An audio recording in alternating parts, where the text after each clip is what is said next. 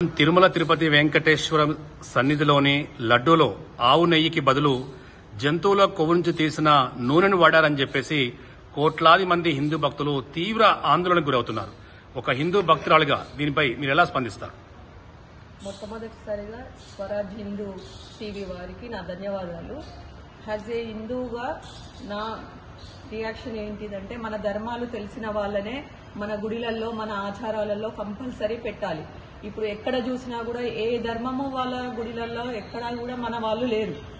మన ఒక హిందూ దాంట్లో వీళ్ళను ఎంటర్ చేసినప్పటి నుంచే ఈ తప్పులు జరుగుతూ వచ్చాయి. కాబట్టి మన హిందూ ధర్మాన్ని ఫస్ట్ వాళ్ళకు అన్ని తెలియచేశాకనే అంత పెద్ద తిరుపతిలోనే ఇలా జరిగిందంటే ఇక మన చేతుల్లో ఏమి లేనట్టు అర్థమైపోతుంది. కాబట్టి మనం ఇప్పటికైనా కానీ మన హిందువులందరం ఒకటిగా నిలిచి మన ధర్మాలను మన ప్రచారాలను అందరికీ తెలియజేయాలి. అది వాళ్ళు చేయడము వాళ్ళు ఎలా చేశారో మనకు తెలియదు. మనము తినడము ద్వారా మనము దేవుడికి దగ్గర కలవంచాల్సిన పరిస్థితి మనకు వచ్చింది. కాబట్టి మనందరము ఏకదాటిగా అందరూ ముందుకు గొంతు విప్పి మాట్లాడాలని నా వంతు ప్రమేయంగా నేను మాట్లాడుతాను. మేడం, ప్రతినిత్యము దేవుని సన్నిధిలో దేవుని యొక్క నామస్మరణలో ఉండే బ్రాహ్మణోత్తములు వాళ్ళు కనీసం ఒక మసాలా గాని కోడిగుడ్డు గాని అంటే ఆమడ దూరంలో ఉంటారు. వాళ్ళు సర్వస్వము దేవుని యొక్క లోకంలోనే ఎప్పటికీ దేవుని పూజిస్తూ ఉంటారు. మరి అలాంటి వాళ్ళు ఈరోజు తీవ్ర ఆగ్రహానికి గురవుతూ ఉన్నారు. తీవ్ర ఆగ్రహానికి అనే మీకు కనిపిస్తుందండి వాళ్ళది.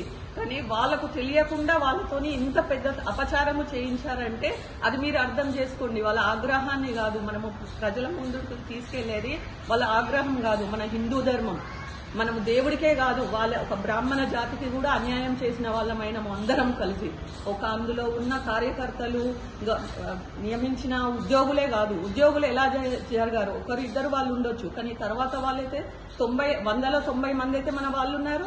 వాళ్ళు బయట పెట్టలేకపోయారా? ప్రజలకు కాదు, యాజ్ ఎ ప్రభుత్వం ఇవన్నీ పక్కకు పెట్టండి. మన ధర్మం ఎటుపోయింది, మన ప్రజలందరూ ఎటుపోయారు. ఒక బ్రాహ్మణుడు తిన్నాడు. మనం ఇంట్లోనే ఒక వ్రతం చేసుకుంటే ఏది తినము, నూనె గాని నెయ్యి అని చూసి తెచ్చుకుంటాము. అలాంటిది పెద్ద గుడిలో మనం అంటే కళ్ళు మూసుకొని తినే ప్రసాదం అక్కడ ఏది పెట్టినా కూడా మనం అట్లా తినేస్తాము. అట్లాంటి పెద్ద గుడిలో అలా చేశారంటే మనం హిందువులుగా మనం తల వంచుకోవాలి దేవుడి ముందు. అంతకు మించిన పనిష్మెంట్ మనకంటూ ఏం లేదండి. మేడం, ఇప్పుడు ఉప ముఖ్యమంత్రి deputy chief minister Pawan Kalyan గారు కూడా గత ప్రభుత్వంలో ఇది జరిగింది, ముమ్మాటి గత ప్రభుత్వంలో జరిగింది. అప్పటి ప్రభుత్వంలో ఇప్పుడున్నటువంటి తిరుమల తిరుపతి దేవస్థానం ఎంప్లాయీస్ ఎవరైతే ఉన్నారో వాళ్ళందరూ కూడా బాధ్యులే దీనికి. అది నేను కూడా అంగీకరిస్తానండి.